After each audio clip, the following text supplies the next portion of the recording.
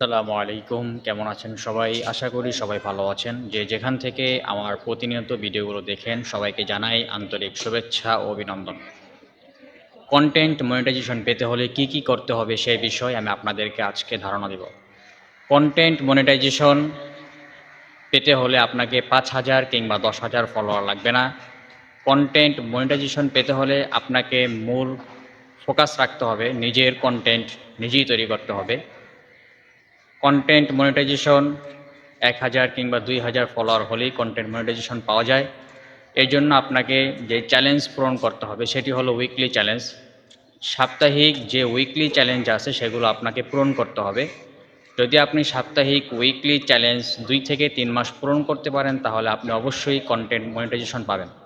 Content monetisation পেতে হলে আপনাকে সর্বপ্রথম সাপ্তাহিক যে উইকলি চ্যালেঞ্জ আছে তার ভিতরে আছে রিলস, তারপর হলো ফটো, তারপরে ফলোয়ার্স, তারপর লাইক, কমেন্ট এবং শেয়ার। এগুলো যদি সব কিছু ঠিক থাকে তাহলে আপনি অবশ্যই ২ থেকে ৩ মাসের ভিতরেই কনটেন্ট মনিটাইজেশন পেয়ে যাবেন।